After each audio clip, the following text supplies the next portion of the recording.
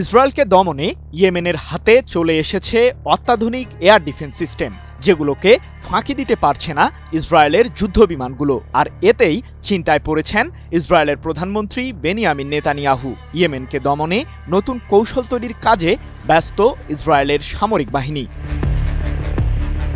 মুখ থুবড়ে পড়ছে ইসরায়েলের F-16 ফ্যালকন মডেলের যুদ্ধবিমান।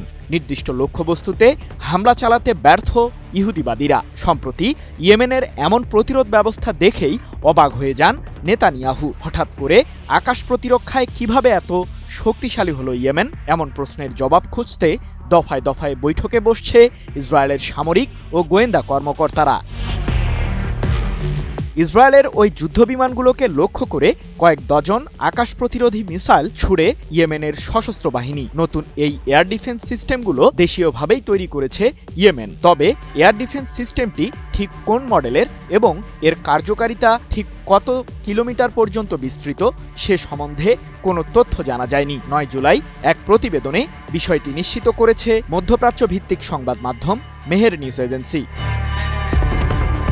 ইয়েমেন সরকারের নেতৃত্বাধীন দেশটির সশস্ত্র গোষ্ঠীগুলো বারবার হুঁশিয়ার করে আসছে যে ফিলিস্তিনের জনগণের অধিকার ও স্বার্থ রক্ষায় কোনোদিন আপোষ করবে না তারা। ইহুদিবাদীরা যতদিন মধ্যপ্রাচ্য জুড়ে তাণ্ডব চালাবে, ঠিক ততদিনই তাদের প্রতিরোধ করে যাবে ইয়েমেনের সশস্ত্র বিদ্রোহী গোষ্ঠীগুলো। সম্প্রতি ইয়েমেনের হুথি বিদ্রোহীরা ইসরায়েলের প্রধান বিমানবন্দর বেন গুরিয়ন সহ বেশ কিছু এলাকায় প্যালেস্টাইন 2 মডেলের হাইপারসনিক ব্যালিস্টিক মিসাইল দিয়ে হামলা চালায়। এতে ব্যাপক ক্ষতির শিকার হয় ইহুদিবাদী সরকার। এদিকে লোহিত সাগরে চলাচলরত ইসরায়েলের সাথে জড়িত বেশ কিছু জ্বালানিবাহী জাহাজে হামলা চালিয়েছে হুথিরা, যার কারণে সামুদ্রিক এই অঞ্চলটিতে ব্যাপক প্রতিরোধের মুখে পড়েছে ইহুদিবাদী সরকার। মোনালিসা হেভি ফ্লো 15 পিস প্যাকেটের সাথে 8 পিসের একটি প্যাকেট একদম ফ্রি।